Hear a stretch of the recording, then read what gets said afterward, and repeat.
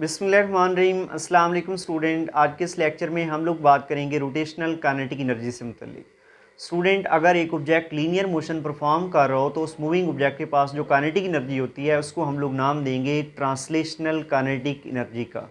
Same अगर एक object अपने एक्सिस के अबाउट रोटेशनल मोशन परफॉर्म कर रहा हो, एंगुलर मोशन परफॉर्म कर रहा हो, तो उसकी काइनेटिक एनर्जी को हम लोग नाम देंगे रोटेशनल काइनेटिक एनर्जी का। तो आइए अपना आज का लेक्चर स्टार्ट करते हैं, जो कि हमारे पास है रोटेशनल काइनेटिक एनर्जी से मुतल्लिक। सबसे पहले हम लोग इसकी डेफिनेशन करते हैं। The energy due to spinning of a body about an axis is called rotational kinetic energy. Student, अगर एक ऑब्जेक्ट अपने एक्सिस के अबाउट स्पिनिंग मोशन परफॉर्म कर रहा हो, रोटेशनल मोशन परफॉर्म कर रहा हो, तो उसके पास जो एनर्जी होगा उसको हम लोग नाम देंगे रोटेशनल काइनेटिक एनर्जी का। तो आइए रोटेशनल काइनेटिक एनर्जी का एक्सप्रेशन ड्राइव करते हैं। आप लोग जानते हैं the translational kinetic energy of object is equal to 1/2 mv²। तो हम लोगों ने ऑब्जेक्ट की रोटेशनल काइनेटिक एनर्जी का एक्सप्रेशन ड्राइव करना है, तो हम बात करते हैं यहाँ पे in rotational motion. Rotational motion में एक ऑब्जेक्ट जो सर्कुलर मोशन परफॉर्म कर रहा होता है तो उसके पास दो तरह का वेलोसिटीज होता है, एक टेंजेंशियल वेलोसिटी और एक एंगुलर वेलोसिटी। तो आप लोग प्रीवियस लेक्चर्स के अंदर रिलेशन पढ़ चुके हैं, the relation between tangential velocity and angular velocity that's equal to v is equal to r omega. हम लोग इस इक्वेशन के अंदर यहाँ पे जो काइनेटिक एनर्जी का फार्मूला है 12mv², ये v का वैल्यू ये वाला पुट करते हैं, तो इस इक्वेशन को, इस काइनेटिक एनर्जी को, जो कि ट्रांसलेशनल काइनेटिक एनर्जी का एक्सप्रेशन है, जब हम लोग v का ये वाला वैल्यू इसमें पुट करेंगे तो इस काइनेटिक एनर्जी के एक्सप्रेशन को हम लोग लिखेंगे rotational kinetic energy. Kinetic energy की सबस्क्रिप्ट में आप लोग लिख देंगे ROT, ये स्टैंड करेगा फॉर रोटेशनल काइनेटिक एनर्जी। तो हम लोग ने यहाँ पे v की ये वाली वैल्यू पुट की है, ये हो जाएगा 1/2m, v की जगह पे आ जाएगा r ओमेगा होल पावर 2। तो इस 2 को ओपन करें, ये इक्वल हो जाएगा 1/2m r² omega square. This is a expression for the rotational kinetic energy of a object. ये एक ऑब्जेक्ट की रोटेशनल काइनेटिक एनर्जी का एक्सप्रेशन है। जरा गौर से देखें, 1/2m r² omega square. Student, m are square equal होता है मोमेंट ऑफ इनर्शिया के, तो एम आर स्क्वायर की जगह पे हम लोग लिख सकते हैं कैपिटल आई, जो कि moment of inertia of body को रिप्रेजेंट करेगा। तो रोटेशनल काइनेटिक एनर्जी का एक्सप्रेशन हमारे पास हो जाएगा, rotational kinetic energy is equal to 1/2I omega square. Rotational kinetic energy का ये वाला एक्सप्रेशन भी हो सकता है और ये वाला एक्सप्रेशन भी आप लोग इसको नोट कर सकते हैं। अब हम लोग रिजिड बॉडी की रोटेशनल काइनेटिक एनर्जी का एक्सप्रेशन ड्राइव करेंगे for a rigid body. Let's suppose ये हमारे पास एक इरेगुलर शेप का रिजिड बॉडी है स्टूडेंट, जो कि O पॉइंट पे पिवटेड है, और ये rigid body anticlockwise direction में with some angular velocity omega के साथ जो है ना रोटेट कर रहा है। आप लोग जानते हैं rigid body n number of particles पे कंसिस्ट करेगा, जिसमें हमारे पास m1 है, ये कोई पार्टिकल है, इसका O से डिस्टेंस r1 है, और m2 पार्टिकल का O से डिस्टेंस r2 है, m4 का डिस्टेंस जो है वो r4 होगा। ये कोई हमारे पास m6 पार्टिकल है जिसका डिस्टेंस O से r6 के इक्वल होगा, और ये हमारे पास कोई nth पार्टिकल है जिसका O से डिस्टेंस rn के इक्वल होगा। इस रोटेटिंग रिजिड बॉडी की रोटेशनल काइनेटिक एनर्जी को डिटरमाइन करने के लिए हम लोग इस रिजिड बॉडी के अंदर मौजूद n नंबर ऑफ पार्टिकल की रोटेशनल काइनेटिक एनर्जी को 1 बाय 1 कैलकुलेट करेंगे, और तमाम n नंबर ऑफ पार्टिकल की रोटेशनल काइनेटिक एनर्जीज को हम लोग ऐड करेंगे, तो वो हमारे पास rotational kinetic energy of this rotating rigid body के इक्वल होगा। तो यही काम हम लोग यहाँ पे करेंगे। Total rotational kinetic energy of a rigid body हमारे पास इक्वल होगी rotational kinetic energy of the mass 1 plus rotational kinetic energy of mass 2 plus rotational kinetic energy of mass 3 plus up to so on plus rotational kinetic energy of mass n। अब हम लोग यहाँ पे इनकी values put करते हैं, तो ये हमारे पास हो जाएगा total rotational kinetic energy of the rigid body is equal to the kinetic energy of mass 1 हमारे पास इक्वल हो जाएगा student 1/2m1 r1² omega 1² plus second के लिए हमारे पास हो जाएगा plus 1/2m2 r2² omega 2² plus third match के लिए हमारे पास रोटेशनल काइनेटिक एनर्जी हो जाएगी 1/2m3 r3² into omega 3² plus up to so on plus nth particle के रोटेशनल काइनेटिक एनर्जी का एक्सप्रेशन अगर हम लोग यहाँ पे लिखें तो वो हो जाएगा 1/2mn rn² ओमेगा n² के इक्वल। आप लोग जानते हैं एक रोटेटिंग रिजिड बॉडी के अंदर जितने भी नंबर ऑफ पार्टिकल्स होंगे उन तमाम रोटेटिंग पार्टिकल्स का जो एंगुलर एक्सेलरेशन है, एंगुलर वेलोसिटी है या एंगुलर डिस्प्लेसमेंट है, ये तीनों चीज़ें कांस्टेंट रहती हैं। इट मीन्स दैट ये रिजिड बॉडी ओमेगा के साथ रोटेट कर रहा है, तो इसके अंदर कंपोज जितने भी पार्टिकल्स हैं उन तमाम की एंगुलर वेलोसिटी ओमेगा के ही इक्वल होगी। तो हम लोग यहाँ पे इस एक्सप्रेशन में ओमेगा 1, ओमेगा 2, ओमेगा 3 और ओमेगा n की जगह पे सिर्फ ओमेगा लिख देंगे। Means that omega 1 is equal to omega 2, omega 3 is equal to up to so on is equal to omega n। इन सब की जगह पे हम लोग ओमेगा लिख देंगे। इस एक्सप्रेशन में ओमेगा 1, ओमेगा 2, ओमेगा 3 और ओमेगा n की जगह पे ओमेगा को रिप्लेस कर दें तो ये इक्वेशन हो जाएगी total rotational kinetic energy of rigid body is equal to 1/2 m1 r1 square into omega square plus 1/2 m2 r2 square omega square plus up to so on plus 1/2 mn rn square omega square. जरा गौर से देखिए इस equation में 1/2 और यहाँ पे omega square ये कॉमन हो रहे हैं, तो हम लोग यहाँ पे 1/2 कॉमन कर लेते हैं और यहाँ पे ओमेगा स्क्वायर भी कॉमन कर लेते हैं। तो रिमेनिंग लिख देते हैं m1 r1 square plus m2 r2 square plus m3 r3 square plus m4 r4 square plus up to so on plus mn rn square और ब्रैकेट क्लोज कर देंगे इनटू ओमेगा स्क्वायर हो जाएगा। जरा गौर से देखें ये ब्रैकेट वाली टर्म क्या है, m1 r1 स्क्वायर ये फर्स्ट पार्टिकल रोटेटिंग पार्टिकल का मोमेंट ऑफ इनर्शिया है plus moment of inertia of a second particle plus moment of inertia of a third particle plus moment of inertia fourth particle plus up to so on moment of inertia of a nth particle. So what is this? This is a total moment of inertia of the rigid body. इस rigid body के अंदर n number of particles का moment of inertia का सम लिया हुआ है, तो mean ये इस रोटेटिंग बॉडी का टोटल मोमेंट ऑफ इनर्शिया होगा। तो यस इसको हम लोग समीशन की फॉर्म में लिख देते हैं total rotational kinetic energy of rigid body is equal to 1/2। इसको समीशन की टर्म में लिखते हैं summation starting from 1 i starting from 1 up to n mi square bracket close omega square. ये वाली जो ब्रैकेट वाली टर्म है स्टूडेंट ये total moment of inertia of this rotating rigid body के इक्वल होगा, तो इसको हम लोग आई से रिप्लेस कर देते हैं। तो rotational kinetic energy is equal to 1/2 i omega square. This is equation 1 and this is a expression for the rotational kinetic energy of this rigid body. Rotational kinetic energy of a hoop and rotational kinetic energy of a disc. अब हम लोग rotating disc और rotating hoop की rotational kinetic energy के expressions को derive करेंगे। Hoop क्या होता है स्टूडेंट, एक रिंग को आप लोग हुप का नाम देंगे। तो हमारे पास सपोज करें ये एक इंक्लाइन प्लेन है स्टूडेंट जिसका हाइट जो है वो h है। यहाँ पे एक हुप को मैंने यहाँ पे होल्ड करके रखा हुआ है, इस पोजीशन को मैं नाम देता हूँ a का। ए पोजीशन पे जो है ना ये हुप रेस्ट में है, तो इसके पास मैक्सिमम एनर्जी कौन सी होगी, यस ये सम हाइट पे है तो इसके पास जो मैक्सिमम एनर्जी होगी वो पोटेंशियल एनर्जी होगी ए पॉइंट पे, उसको हम लोग लिखेंगे mgh। अब हम लोग क्या करते हैं इस हुप को यहाँ से रिलीज करते हैं, इस रिंग को यहाँ से रिलीज करते हैं, तो ये जो रिंग है ये रूल डाउन करेगा टूवर्ड द बॉटम, ये नीचे की जाने मूव करेगा। और जब ये हुप जो है नीचे की जाने मूव करेगा तो स्टूडेंट ये यहाँ पे दो तरह की मोशन परफॉर्म करेगा। कौन कौन सी, एक तो ये अपने एक्सिस के अबाउट जो है ना रोटेट होगा, स्पिन मोशन परफॉर्म करेगा, एंगुलर मोशन परफॉर्म करेगा, रोटेशनल मोशन परफॉर्म करेगा। दूसरा ये टॉप से बॉटम पे भी आएगा तो लीनियर मोशन भी परफॉर्म करेगा। It means that A point पे इसके पास टोटल एनर्जी mgh थी, जब ये बी पे पहुंचेगा मीन जहाँ से रूल डाउन करके नीचे की जाने बाहर होगा तो इसके पास दो तरह की एनर्जी होगी काइनेटिक एनर्जी, एक होगी ट्रांसलेशनल काइनेटिक एनर्जी और दूसरी होगी रोटेशनल काइनेटिक एनर्जी। उसकी क्या रीज़न है, क्योंकि जब ये ए से बी की तरफ मूव करेगा ये वाला जो रिंग है तो ये दो तरह की मोशन परफॉर्म कर रहा है, रोटेशनल इस तरह से और दूसरा स्ट्रेट लाइन भी मूव कर रहा है। मीन इस तरह से रोटेट करते हुए जो है ना ये स्ट्रेट लाइन मोशन भी परफॉर्म करेगा, तो दो तरह की इसके पास एनर्जी होगी।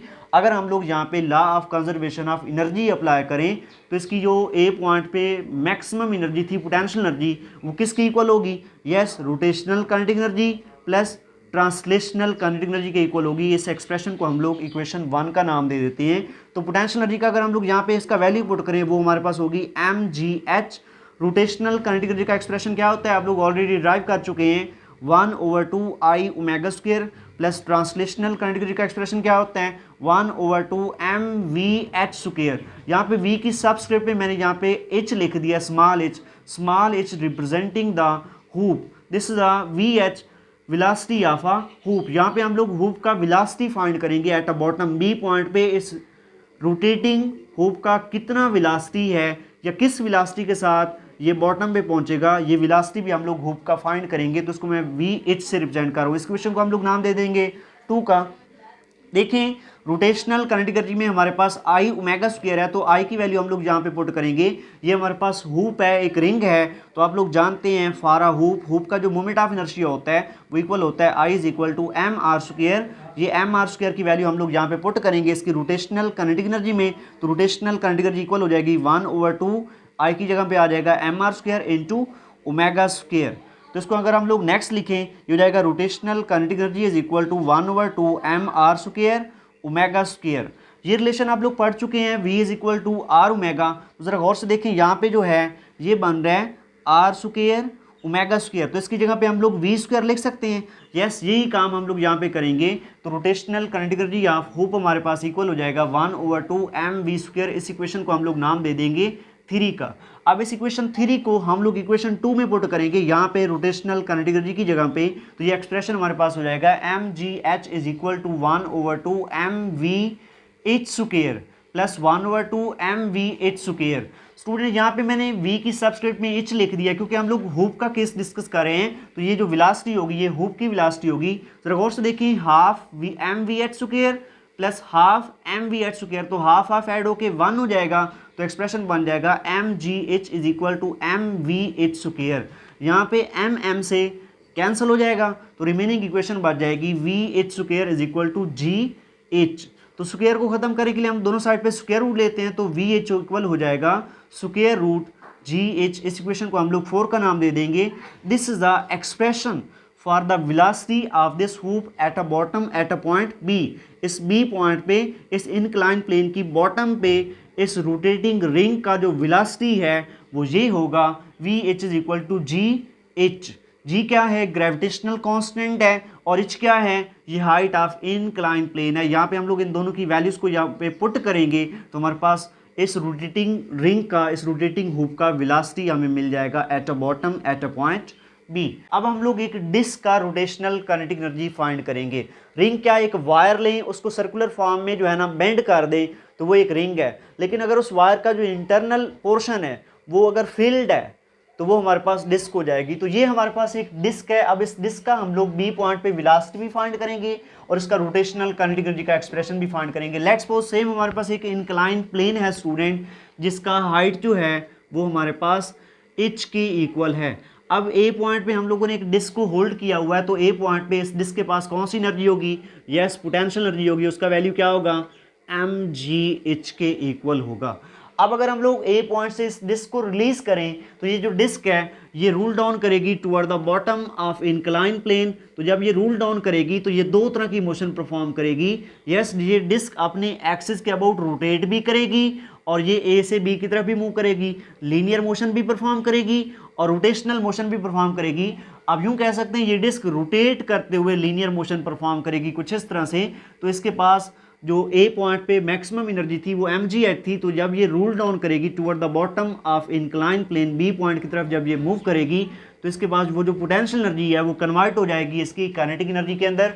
और कौन कौन सी काइनेटिक एनर्जी इसके पास होगी? यस, इस डिस्क के पास दो तरह की मोशन है, ट्रांसलेशनल मोशन और रोटेशनल मोशन। तो इसके पास जो काइनेटिक एनर्जीज होंगी वो ट्रांसलेशनल काइनेटिक एनर्जी होगी और रोटेशनल काइनेटिक एनर्जी होगी। अगर हम लोग यहाँ पे law of conservation of energy apply करें तो पोटेंशियल एनर्जी इक्वल होगी इस डिस्क की translational kinetic energy of disc plus rotational kinetic energy of disc के इक्वल। तो इनकी वैल्यूज यहाँ पे पुट करते हैं। पोटेंशियल एनर्जी इक्वल होगी m g h, translational kinetic energy of disc हमारे पास इक्वल होगी 1/2 m v d square. V की सबस्क्रिप्ट में डी लिख दी है क्योंकि हम लोग डिस्क से मुतल्लिक बात कर रहे हैं, तो ये डिस्क का वेलोसिटी है, plus rotational kinetic energy of disc equal होगी 1/2 आई ओमेगा स्क्वायर। इस इक्वेशन को हम लोग 5 का नाम दे देते हैं।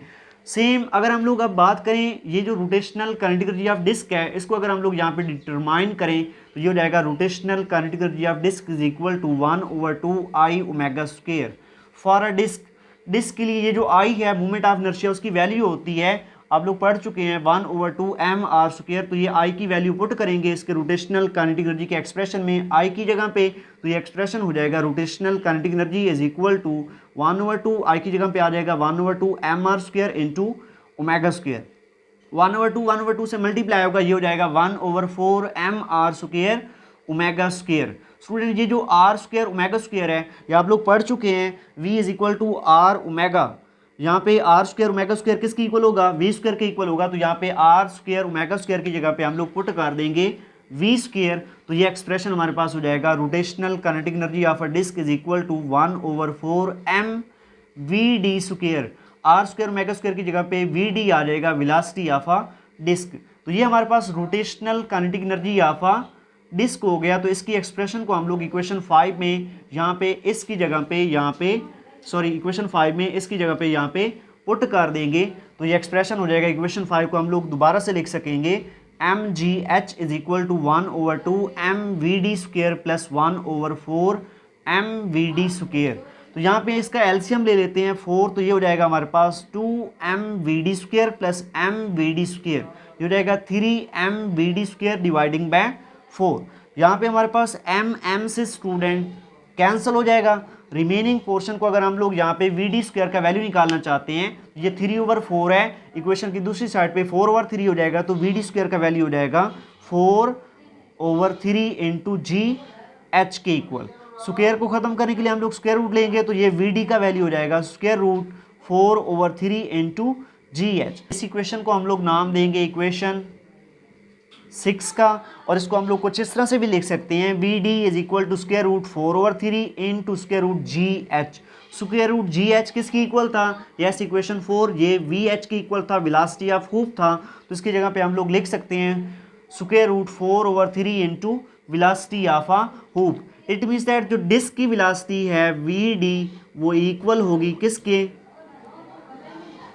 Square root 4/3 into v h. इसका क्या मतलब है, इसको मैं आपको कुछ इस तरह से समझाता हूँ। देखिए स्टूडेंट, ये हमारे पास है 10, लेट्स सपोज एग्जांपल दे रहा हूँ, 10 इज इक्वल टू 2।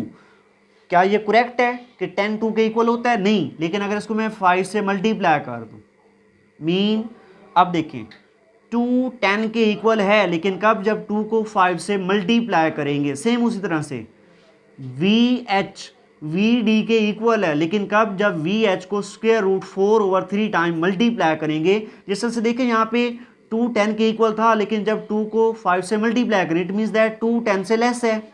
सेम उसी तरह से vh vd के इक्वल है, लेकिन कब, जब vh को स्क्वायर रूट 4/3 से मल्टीप्लाई करेंगे। इट मीन्स दैट जो यहाँ पे वेलोसिटी ऑफ हुप है vh वो मच टाइम स्मॉलर होगा किससे, vd से। मीन्स जो डिस्क का वेलोसिटी है स्टूडेंट वो मोर होगा than the ring than the hoop. Hoop की निस्बत डिस्क जो है ना वो फास्ट स्पीड के साथ जो है ना बॉटम पे पहुंचेगी। बॉटम पे डिस्क का स्पीड ज़्यादा होगा कदरे किससे, इस हुप की निस्बत। अब ये कितना ज़्यादा होगा, ये हमारे पास होगा स्क्वायर रूट 4/3 टाइम्स। ये स्क्वायर रूट 4/3 टाइम्स डिस्क का जो स्पीड है वो हुप से ग्रेटर होगा। जरा गौर से देखिए यहाँ पे 4/3 मीन इसका जो आंसर है वो 1 पॉइंट समथिंग में आने वाला है। मीन 1 पॉइंट समथिंग में जब इसका आंसर आएगा तो वी एच के साथ मल्टीप्लाई होगा, तो वी डी का वैल्यू जहरी सी बात है वी एच से कैसा होगा, ज़्यादा होगा। तो ये हमारे पास आज का डिस्कशन टॉपिक था जिसमें हम लोगों ने रोटेशनल काइनेटिक एनर्जी से मुतलिक बात की है। ऑन लास्ट आपको मैं एक एमसीक्यूज बताता चलूँ, ये मोस्टली एमसीक्यूज आता है the ratio between the velocity of disc to velocity of a hoop. Mean vd to vh पूछेगा, मीन इसमें रेशो क्या होती है, या vh टू vd पूछ लेगा, ये पूछ लेता है एमसीक्यूज में, या पूछ लेता है vh डिवाइडिंग बाय vd किसके इक्वल है। तो यहाँ पे इन दोनों की वैल्यूज आप लोगों ने सिंपल दोनों की वैल्यूज पुट कर रही हैं, ठीक है। vd और vh की जो भी रेशो है वो आपने निकाल लेनी है, वो स्क्वायर रूट में रहने दें या उसको सॉल्व कर लें। इस तरह से ये एमसीक्यूज काफ़ी दफ़ा जो है ना प्रीवियस बोर्ड्स के पेपर में पूछा जा चुका है। और ये rotational kinetic energy of disc and hoop वाला topic very important long question है।